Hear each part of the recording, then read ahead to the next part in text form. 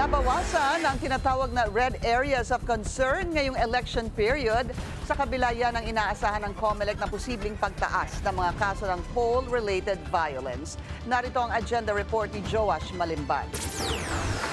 Mula sa 38, bumaba sa 36 ang bilang ng mga areas of concern under red category o yung mga lugar na may pinakamalalang mga issue ng election-related violence sa nakalipas na 3 buwan. Ayon kay COMELEC Chairman George Garcia, patunay raw ito na epektibo ang patuloy na pagrebisa sa peace and order policies na isinasagawa sa iba't ibang lugar sa bansa habang papalapit ang halalan. Isang area ang naitala sa Isabela, isa sa Masbate, 2 sa Negros Oriental, isa sa Western Samar, isa naman sa Lanao del Norte. 30 naman ang matatagpuan sa iba't ibang probinsya ng Bangsamoro Autonomous Region of Muslim Mindanao. Kahapon, nagdaos ng isang political candidates forum at isang peace covenant signing ang COMELEC kasama ang gubernatorial candidates sa mga probinsya ng Maguindanao. Kasunod yan ng sunod-sunod na kaso ng election-related violence sa rehiyon ng Bangsamoro. Kahapon siguro nadagdagan na naman yung abogado namin na baril. Si Attorney Ibrahim Pendato seriously injured siya and currently in the hospital right now. And another one, si Attorney Junisa Kimamaw, kakalibing lang kanina. So ito lang yung namin mga officers dito sa including the chairman of the COMELEC. 3 na ho yung abogado namin na nabaril.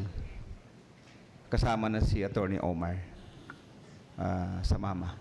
Ayon kay Garcia, naniniwala siyang malaking hakbang ang ginanap na kasunduan ng kapayapaan sa pagitan ng magkakapamilyang kandidato, lalo na't inaasahan ng COMELEC ang posibilidad ng pagtaas ng election-related violence cases sa iba't ibang parte ng bansa oras na pumasok ang official local campaign period. Tatandaan natin, ito naman kasi na bagong assessment or threat assessment o bagong classification ay nakabase ng hindi pa tayo nagsisimula ng campaign period para sa local.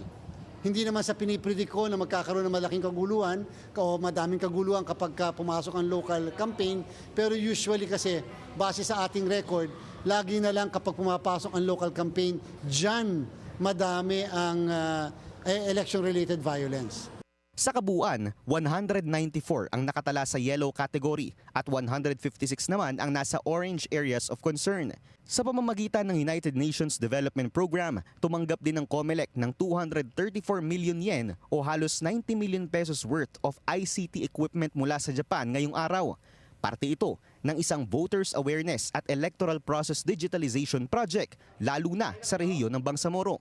Sa pamamagitan daw nito, mas mapapaigting ng COMELEC ang transparency at integrity ng halalan, lalo na sa remote areas. Ayon sa COMELEC, magkakaroon pa muli ng isang reassessment pagpasok ng local campaign period sa March 28. Pero hiling nila, sana ay maging epektibo yung mga isinasagawa nilang peace covenant upang tuluyang masawata ang mga kaso ng karahasan sa panahon ng halalan. Para sa agenda, Joash Malimban, Billionaire News Channel.